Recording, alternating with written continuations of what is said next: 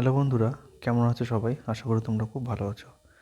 আজ বিকেলবেলা ভাইয়ের কোয়ার্টারে বসে থেকে থেকে বোর হচ্ছিলাম। তাই ভাই বলল, আমার ইলেকট্রিক স্কুটিটা নিয়ে তুই মূর্তি থেকে ঘুরে আয়।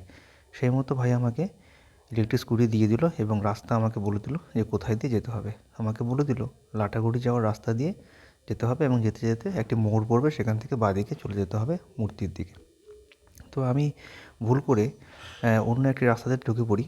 তো সেখানে আমি এক টোটোওয়ালাকে জিজ্ঞেস করি যে এটা কি মূর্তি যাওয়ার সঠিক রাস্তা? তো তিনি বলেন যে হ্যাঁ, এটা সঠিক রাস্তা।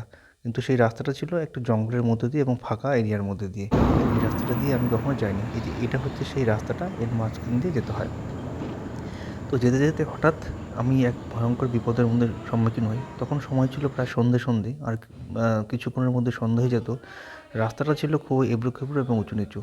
আমি একটু জোরে গাড়ি চালাচ্ছিলাম। তো যেতে যেতে হঠাৎ মূর্তি যাওয়ার কিছুটা আগে, 1-2 কিলোমিটার আগে, আমার ইলেকট্রিক বাইকটি বন্ধ হয়ে যায়, পুরো চার্জ চলে যায়। তো আমি খুব ভয় পেয়ে যাই যে এই সন্ধেবেলা আমি কী করে বাড়ি ফিরবো। তখন আমি ভাইকে ফোন করি, ফোন করে বলি যে তোর ইলেকট্রিক বাইকটা সমস্যা দিচ্ছে, চার্জ শেষ হয়ে গেছে। তখন আমাকে ভাই বলে যে তুই ব্যাটারি কানেকশানটা একটু খুলে দেখ, কারণ রাস্তাটা খারাপ, অনেক ঝাঁকি খেয়েছে। তো আমি ব্যাটারি কানেকশানটা খুলে একটু টাচ করতেই দেখি হঠাৎ করে কানেকশান চলে আসে। তখন আমি বুকে একটু জল ফিরে পাই। তো তারপরে আমি ধীরে ধীরে মূর্তিতে পৌঁছাই এবং আমার মনটা ভালো হয়ে যায় মূর্তিতে গিয়ে। মূর্তি একটি অসাধারণ জায়গা, যেখানে গেলে যে কোনো মানুষেরই মন ভালো হয়ে যাবে। তো এই হচ্ছে মূর্তি, এই হচ্ছে মূর্তির নদী, যেখানে এখন জল খুবই কম, বর্ষার দিনে প্রচুর পরিমাণে জল থাকে।